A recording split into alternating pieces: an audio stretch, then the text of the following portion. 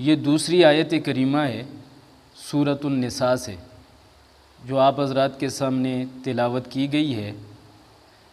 گزشتہ درس میں یہ بات بیان کر دی گئی تھی کہ سورۃ النساء کے اندر احکام رعیت بھی بیان ہوں گے اور احکام سلطانیہ بھی بیان ہوں گے۔ تو احکام رعیت میں سے اس دوسری آیت وَآتُوا الْيَتَامَىٰ أَمْوَالَهُم میں پہلا حکم بیان ہے کہ یتیموں کے مال کی حفاظت کرو، یتیموں کا مال نہ کھاؤ۔ یہاں اس آیت کریمہ میں یتیموں کے مال کے سلسلے میں 3 حکم دیے گئے ہیں۔ پہلا حکم یہ ہے کہ یتیم کے عمدہ مال کو لے کر اپنا ردی مال یتیم کے مال میں شامل نہ کرو، اور یہ حکم ہے ان لوگوں کے لیے جن کی کفالت میں یتیم ہوتے ہیں، جو لوگ یتیم کے ولی ہیں ان کے بارے میں یہ حکم ہے۔ انہیں یہ بتایا گیا ہے کہ یتیم کا جو مال ہے اس میں سے عمدہ چیز لے کر ردی چیز یتیم کے مال میں شامل نہیں کرنی، یہ پہلا حکم۔ دوسرا حکم اس آیت کریمہ میں یہ دیا گیا ہے کہ اگر آپ غریب ہیں تو آپ نے پھر بھی یتیم کا مال نہیں کھانا، بلکہ آپ نے اپنے لیے محنت مزدوری کرنی ہے اور اللہ تعالیٰ سے رزق کی امید رکھنی ہے۔ اللہ تعالیٰ آپ کو رزق عطا فرمائیں گے۔ ہاں، 3 صورتیں ایسی ہیں جو آگے جا کر بیان ہوں گی کہ ان 3 صورتوں کے اندر انسان یتیم کے مال کو استعمال کر سکتا ہے، لیکن یتیم کے مال کو کسی بھی صورت میں ناحق کھا جانا یہ جائز نہیں ہے۔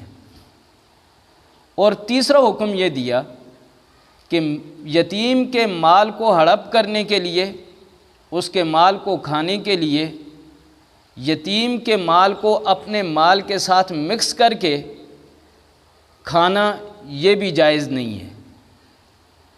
یتیم کا مال ہڑپ کرنا کسی بھی صورت میں جائز نہیں ہے۔ یہ اس آیت کریمہ کے اندر 3 حکم بیان ہوئے ہیں۔ اور جو لوگ یتیم کے مال کو ظلماً کھائیں گے تو اللہ تعالیٰ فرماتے ہیں کہ یہ بہت بڑا گناہ ہے۔ لہٰذا جن لوگوں کی کفالت میں یتیم ہیں ان کو چاہیے کہ وہ یتیموں کا مال نہ کھائیں، بلکہ یتیموں کے مال کی حفاظت کریں۔ اور اس آیت کریمہ میں جو وَآتُوا الْيَتَامَىٰ أَمْوَالَهُم کا لفظ ہے، یہ الفاظ بھی اسی لیے اللہ جل جلالہ نے ذکر فرمائے ہیں کہ یتیموں کو ان کے مال دے دو۔ یتیموں کو ان کے مال دینے کا حکم بعد والی آیات کریمہ کے اندر آ رہا ہے۔ اس آیت میں یتیموں کو ان کا مال دے دو کا مطلب ہے کہ ان کے مال کی حفاظت کرو، یہی مفسرین نے لکھا ہے۔ ترجمہ آیت کریمہ کا یہ ہے وَآتُوا الْيَتَامَىٰ، اور تم دے ڈالو یتیموں کو اموالہم ان کا مال۔ اس کے بعد یعنی یتیموں کے مال کی حفاظت کرو۔ اس کے بعد پہلا حکم دیا کہ وَلَا تَتَبَدَّلُوا الْخَبِيثَ بِالطَّيِّبِ، اور تم تبدیل نہ کرو خبیث کو طیب کے بدلے میں، پاک کے بدلے میں۔ یتیم کے مال کو ولی کے حق میں خبیث قرار دیا گیا ہے، ورنہ ہے تو یتیم کا مال بھی حلال چیز ہے، لیکن اس کو جو خبیث کہا گیا ہے تو اس اعتبار سے کہا گیا ہے کہ جب آپ یتیم کا مال ظلماً کھا رہے ہیں تو وہ آپ کے لیے حلال تو نہیں ہے، وہ تو آپ کے لیے خبیث ہے، ناپاک ہے۔ وَلَا تَأْكُلُوا أَمْوَالَهُمْ إِلَىٰ أَمْوَالِكُمْ، اس آیت کریمہ کے اندر دوسرے 2 حکموں کا بیان ہے کہ تم نہ کھاؤ یتیموں کا مال ان کے مالوں کو حاصل کرنے کے لیے۔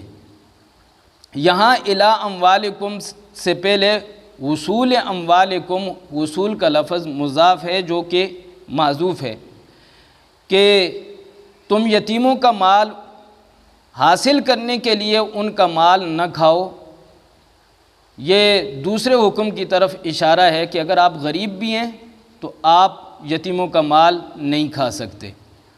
اور اسی کے اندر تیسرا حکم بھی ہے کہ تم یتیموں کا مال اپنے مال کے ساتھ ملا کے نہ کھاؤ۔ یہاں پر الا بمانے ما ہوگا کہ مکس کر کے بھی یتیموں کا مال کھانا اس نیت سے کہ ہڑپ کرنا چاہتے ہوں تو یہ بھی جائز نہیں ہے۔ انہو کان حوبا کبیرہ، کیونکہ یہ بڑا گناہ ہے، بڑا وبال ہے۔ اللہ تعالی ہم سب کو عمل کرنے کی توفیق نصیب فرمائے۔